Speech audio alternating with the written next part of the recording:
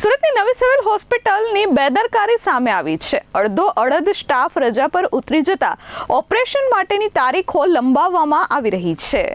સુરત નવી સિવિલ હોસ્પિટલની મોટી બેદરકારી સામે આવી છે। દાંતના ઓપરેશન માટે એક દર્દીને 50 દિવસ પછીની તારીખ આપવામાં આવી છે। દાંતની ઓપીડીમાં અડધો સ્ટાફ રજા પર ઉતરી જતા નવી સિવિલ હોસ્પિટલમાં દર્દીઓને હાલાકી પડી રહી છે। ભરતભાઈ મિયાણી નામના 55 વર્ષના વ્યક્તિને દાંતમાં દુખાવાની તકલીફ હતી।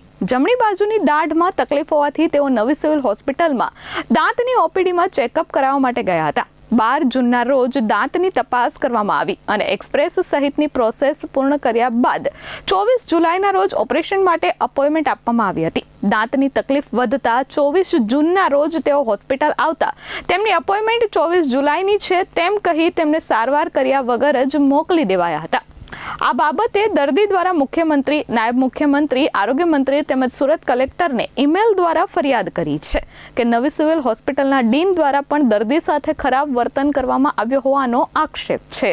મારું નામ ભરતભાઈ મિયાણી, કતારગામ ઝોનમાંથી આ સિવિલ હોસ્પિટલમાં ડેન્ટલ વિભાગમાં સારવાર માટે હું 12 જૂને આવેલો। તમામ સારવારના રિપોર્ટો એક્સરે કર્યા પછી મને સર્જન દ્વારા તારીખ 24 જુલાઈ આપવામાં આવી દાંત કાઢવા માટેની।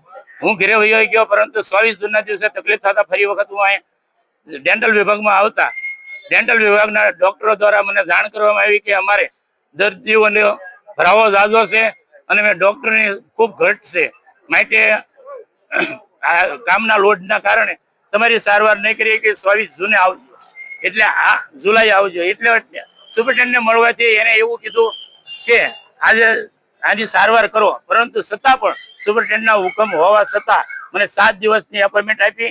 તેથી કંટાળી અને મુખ્યમંત્રી, ઉપમુખ્યમંત્રી, આરોગ્ય મંત્રી અને કલેક્ટરને ફરિયાદ કરી છે અને કાલની તારીખમાં ડીન સાહેબને મળતા સુપર સીએમ જેવી વાત કરનારા ડીન સાહેબે એવું કીધું કે અહીંયા હું કરી લઉં, ભરતી કરવી ગુજરાત સરકારના હાથની વાત છે અને ગુજરાત સરકાર જાહેરાત કરતી હોય છે, પણ નોકરી કરવા ઈચ્છુક માણસો ન આવે તો અમે શું કરીએ? જગ્યાઓ ખાલી પડી રહે, આવી વર્ષોથી જગ્યાઓ ખાલી પડી છે અને દર્દીઓ પીડાય છે।